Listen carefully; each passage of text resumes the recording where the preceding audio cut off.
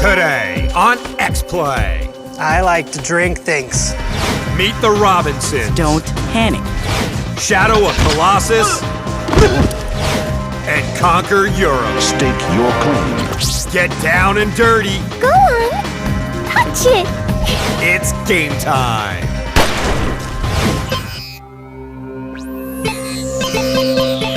Prepare to be reviewed.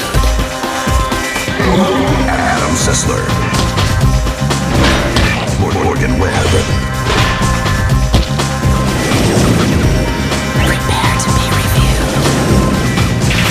Prepare to be reviewed.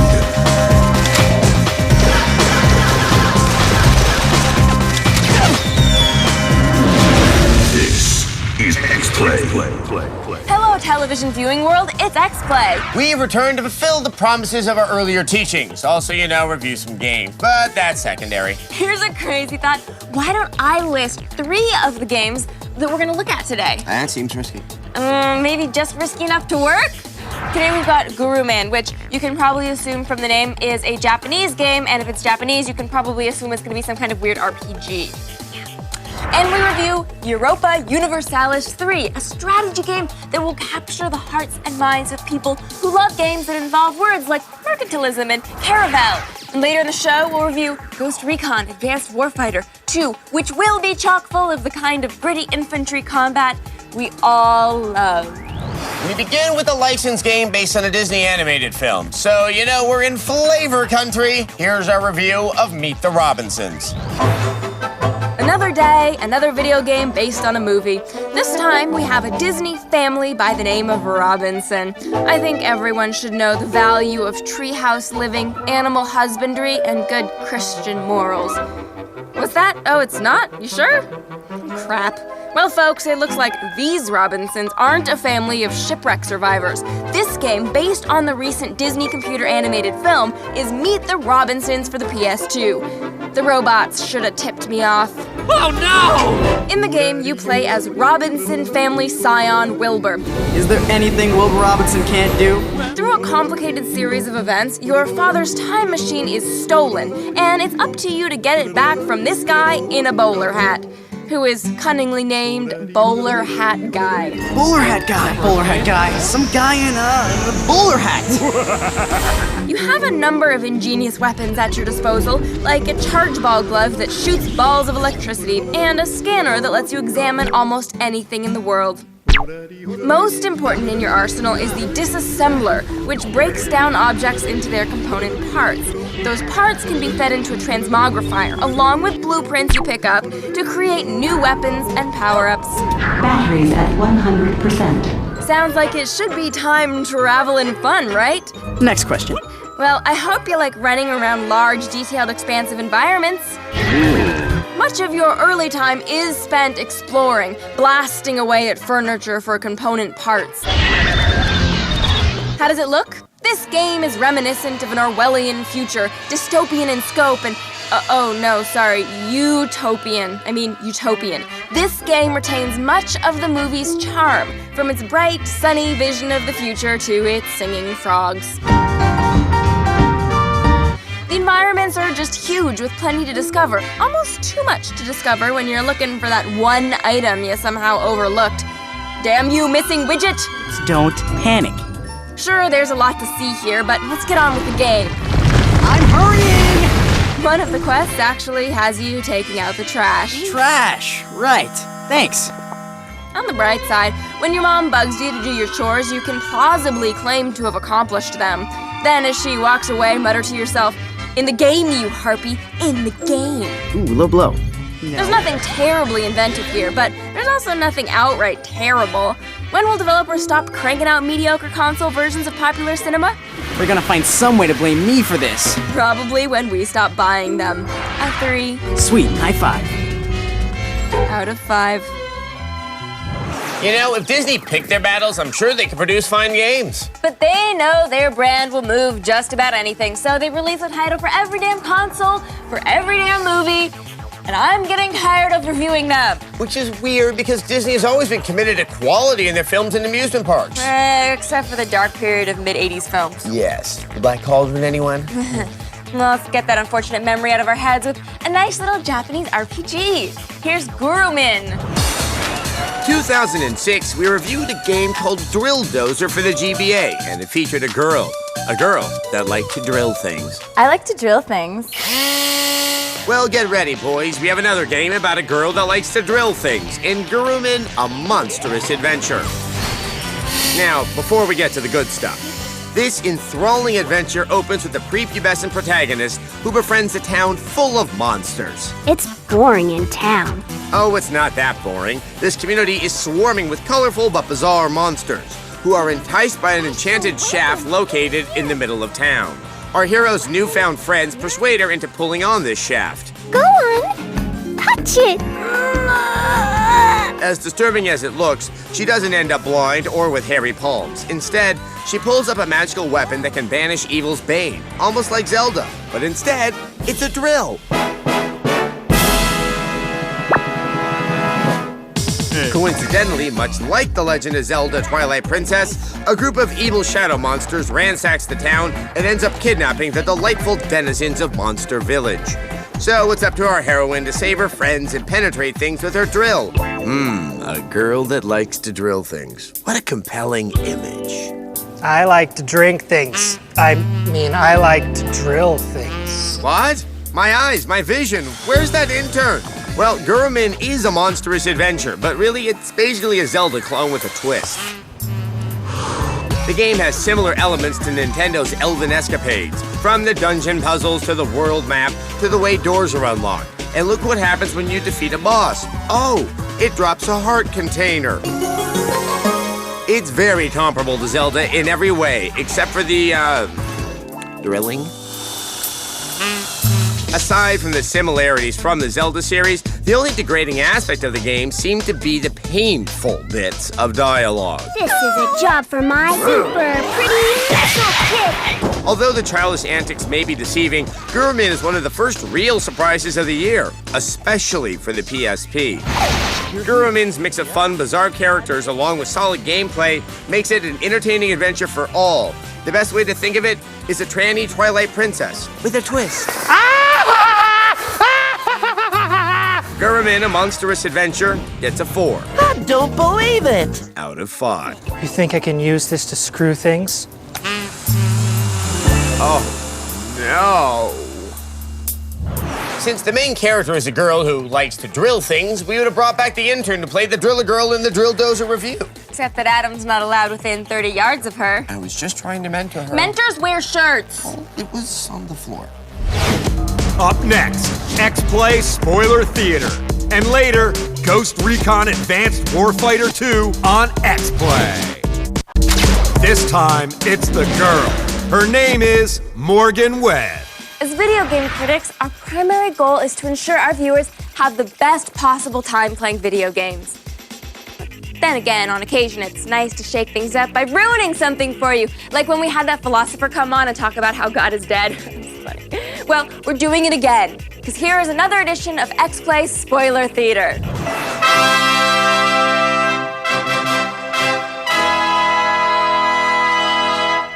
So you've reached the site of the last battle, gotten your horse killed, and slaughtered the giant fireball-tossing monster to claim your hard-fought reward of a resurrected girlfriend in shadow of the Colossus. Well, buckle your seatbelt, because this might not work out as well as you thought. The search party looking for you and the dead girl you kidnapped to resurrect has finally made it to the shrine of worship in the Forbidden Land. They're waiting for you when you teleport back, covered in dark demon juice, and their shaman leader is pissed. And you don't want to see a shaman leader pissed.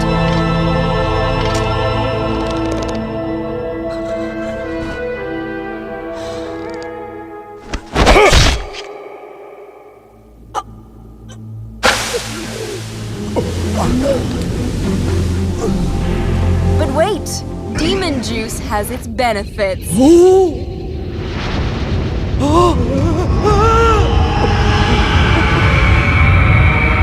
Unfortunately, you're dealing with a particularly resourceful shaman leader.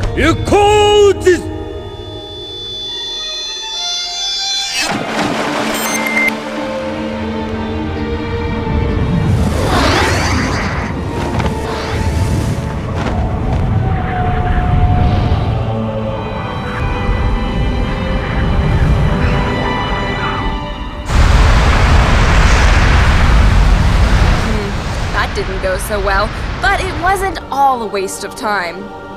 She's alive! Really, really confused, but alive. Ready for the big reveal?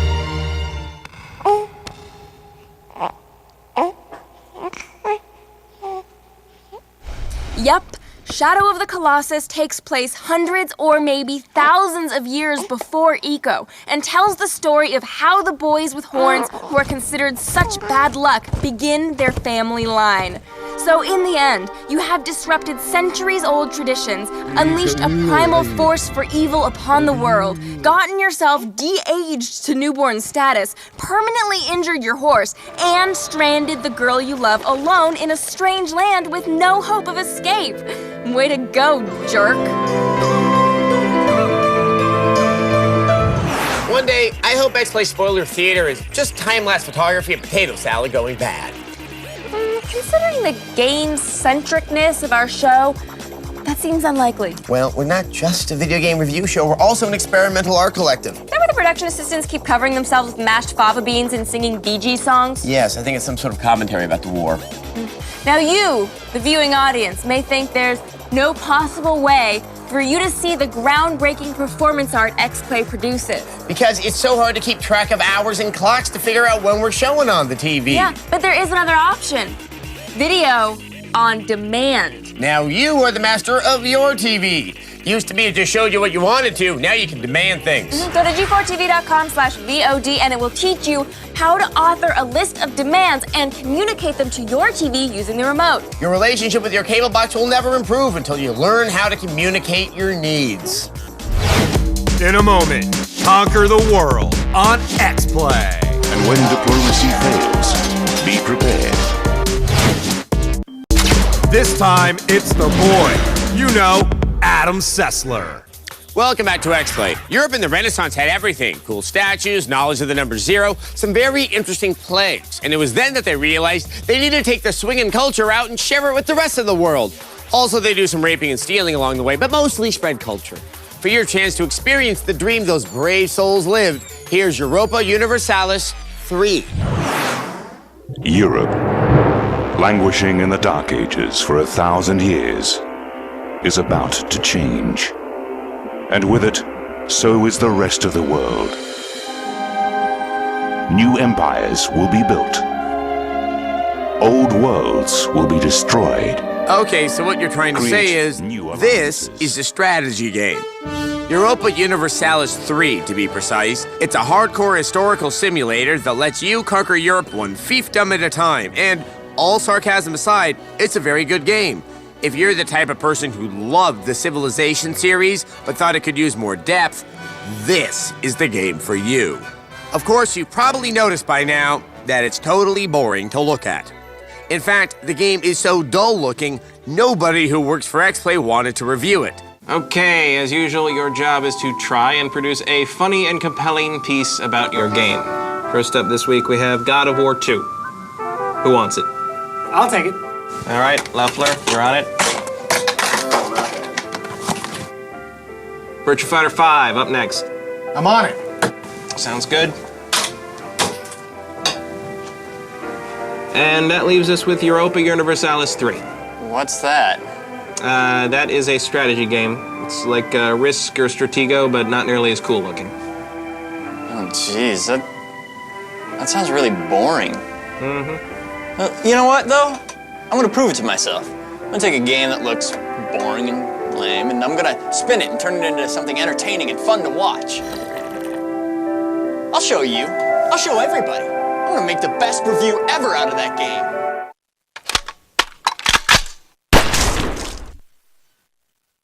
Okay, that didn't go so well. Europa Universalis 3 gets a 4 out of 5. What? We still have time to kill? Alright, here's a few more points. Like a lot of strategy games, this one lets you take over using military force or crafty diplomacy and trade. But seriously, what we love about Europa Universalis 3 is that it truly is an open-ended experience. You basically set your own goals, whether it's achieving high cash flow through diplomacy or just benevolently ruling as much of a continent as possible. Okay, strategy fans, looks like we ran out the clock. Europa Universalis 3 gets a 4 out of 5. Oh, micromanaging, you're not exciting or fun, but you sure are satisfying. Sometimes I wonder if I'd just be happier as a middle manager at a factory. It seems like it'd be a lot like an RTS. Yeah, why is soul-crushing monotony so much more entertaining when it's in game form? Because I pay for it. In a moment, Ghost Recon Advanced Warfighter 2 on X-Play. Now, both the boy and the girl are here. It's Adam Sessler and Morgan Webb. Welcome back to X-Play. Tom Clancy was one of the most successful novelists of the 80s. Because we didn't really care about the literature, if you can call it that. We were just busy killing off Russian communism, so we needed books about it. And in '96, he decided to get into the games business by founding Red Storm Entertainment, which has produced a fair number of good games, including our next, Ghost Recon Advanced Warfighter 2. Exploiting terrorism seems to have replaced cracking down on anabolic steroids as America's new national pastime. These days, developers take full advantage of our beloved war on terror to pump out their own little adaptations of future scenarios. I can go on and on, complaining about how there are way too many war games out there and how the industry has added new ideas and genres, but we actually enjoyed this one. Ghost Recon Advanced Warfighter 2, the tricked-out follow-up, features new weapons, missions, gadgets, and the all-important medic class. And how about those beefed-up graphics? Muy caliente. That's Spanish, the official language of the United States as of 2009. Sir, you need to keep up your fire! Fresh off the Mexico City fiasco from the first Warfighter, Scott Mitchell and his Ghost returned for a crucial 72-hour campaign between the U.S.-Mexican border. 72 hours is also how long it takes coyotes to get from Ensenada to San Diego. Who else did you expect to attack the U.S. in the follow-up? Canadians? I'm just teasing our beloved, if less important, Canadian viewers. You know, I like you guys. Why else would this guy still be employed? Eh? Oui. Don't patronize me. Besides the new campaigns, Ghost Recon has many other improvements. Cross-comm activated. The new Cross-comm 2.0 feature lets you fully command your troops in, you guessed it, full screen. That's 75% more screen. Now you can order your lackeys around without having to use your trigger finger. And check out this new vehicle, the Mule. This mobile station can be used for cover, weapons trade, and first aid. Every time you take a hit, you simply get on your knees for some autoeroticism. With the all-new weaponry, beautiful scenery, and intense storyline, there are still a few flaws that are carried over from the first title. The biggest being enemy AI. The rebels' flanking is extremely predictable, leaving them either fully exposed or hiding behind cars. Good idea, guys. Maybe one day gas-powered vehicles won't explode when being shot at.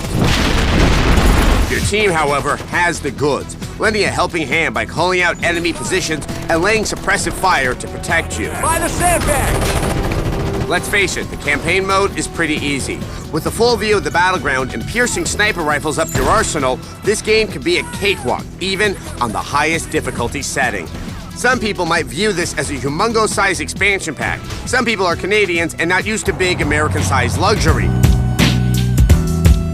Tom Clancy's Ghost Recon Advanced Warfighter 2 is definitely a good title to add to your 360 collection. We give it 4 ghosts out of 5. Let me wish a fruitful X-Play replay to you. Meet the Robinsons got a 3 out of 5 because it is a lame licensed game and making a movie based on Tomorrowland is a stupid idea. Gurumin got a 4 out of 5 because the presentation is nice, but it just feels too Zelda-ish. Europa Universalis 3 got a 4 out of 5 because it is grand, but just too complex for most people. Apparently, everyone doesn't enjoy medieval leather trading as much as I do. And Ghost Recon Advanced Warfighter 2 got a 4 out of 5 because the multiplayer is amazing and it's gorgeous, but the AI truly sucks. The show seems like it's missing something, Do we doesn't forget it? to sacrifice something to Ball? Yes, but we should probably also do a video of your mail, just to cover our bases.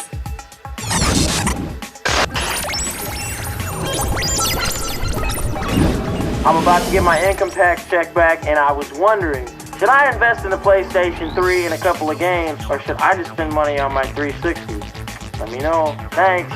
All right, not a bad question, Blair. And here's a quick bit of advice to help you on your taxes for next year. Consider declaring your me as a dependent. And I've said it before, and I'll say it again. If you can figure out a way to become a blind widow, you're gonna be on easy street. But to address your question, there may be a day in the future when the PS3 really actualizes its potential, but that day has not yet come. The only truly amazing titles to come out for the PS3 are Virtua Fighter and Resistance Fall of Man, and we cannot recommend an entire console, especially one that heavy, based on 2 games. But the 360 has been throwing down good games for a while now. Lost Planet, Gears of War, Crackdown. There's loads of quality stuff there. And don't forget the PS2 Renaissance we've seen recently, Okami Bully, Final Fantasy 12, God of War 2. Invest in some good PS2 games so when you do eventually get a PS3, you'll have something decent to play on it. Hopefully.